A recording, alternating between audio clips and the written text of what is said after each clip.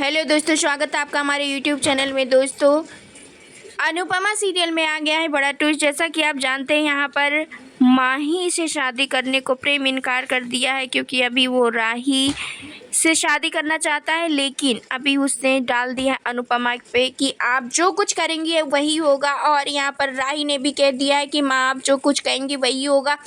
लेकिन माही ये सब कुछ समझने को तैयार नहीं होती है और वो रो रही होती है, सब कुछ फेंक पटक रही होती है। अंश बहुत समझाता है और परी बहुत समझाती है, लेकिन वो नहीं समझती है। तभी वहाँ पाखी आती है, कहती है तुम लोग माही के साथ हो और मैं माही को समझाती हूँ। और तभी माही को ये समझाती है कि ये रोते बिलखते रहने का टाइम नहीं है, ये ड्रम कार्ड खेलने का टाइम है। और मम्मी के ना मन में जो बेचारी लड़कियां होती हैं, रोती बिलखती हुई होती हैं, उनके लिए उनके पास एक सॉफ्ट कॉर्नर है जो तुम्हारी ज़रूर सुनेंगी।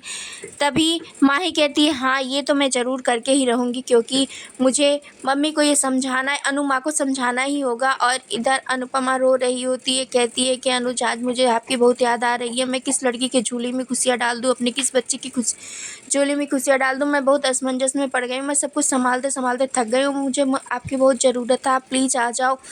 और ये सब कुछ कह रही होती है, यहाँ बैठ के रो रही होती है अनुज की तस्वीर के साथ में।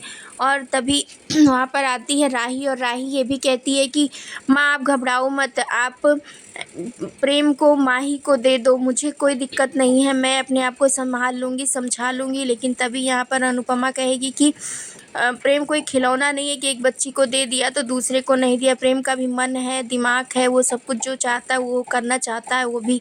और इधर प्रेम आता है माही को समझाने, क्योंकि राही कही होती है कि प्रेम, तुम जाकर अगर माही को समझाओगी तो शायद माही समझ जाए। और तभी माही से प्रेम कहता है कि मैं आपसे इंगेजमेंट करने से पहले जो कुछ चाहता था, इंगेजमेंट करते ही मैंने सोचा था कि अपनी सारी जिम्मेदारियों को पूरा करूँगा।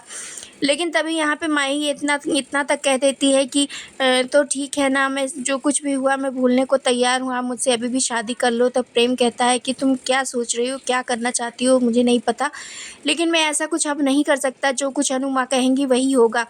और तभी इधर अनु बैठकर कहती रहती है कि, और राही को समझाती है, कहती है कि ठीक है, जो मैं सोच समझ कर फैसला लूँगी, मुझे थोड़ा सा टाइम दो, मैं सोच समझ कर जो फैसला लूँगी वही तुम तीनों को ही करना होगा। तुम तीनों ने भी मुझसे इतनी बड़ी बात छुपाई जिसकी वजह से ये सारी प्रॉब्लम आ रही है। अगर तुम और प्रेम ने ये सारी बातें बता दी होती तो ये सारी प्रॉब्लम होती ही नहीं। अगर मैं चाहूँ तो मैं क्या करूं, अब मेरी समझ में कुछ भी नहीं आ रहा है। और तभी माही भी वहाँ पे आती है, कहती है कि आपको जो भी करना हो आप करो, लेकिन मेरे ही हक में आप फैसला सुनाना। और अनुपमा यहाँ पर मंदिर में भंडारा कर रही होती है, वहीं पे उसको मिलेगी प्रेम की माँ।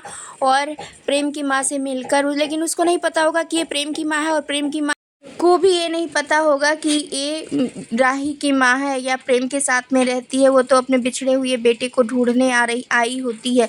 और तभी अनुपमा वहाँ पे मिल जाती है और उसको चुनरी दे देती है और भंडारा करवाती है वहाँ अनुपमा। और वहाँ पर राही भी होती है, और वहाँ उसी मंदिर में प्रेम भी आता है भागता हुआ।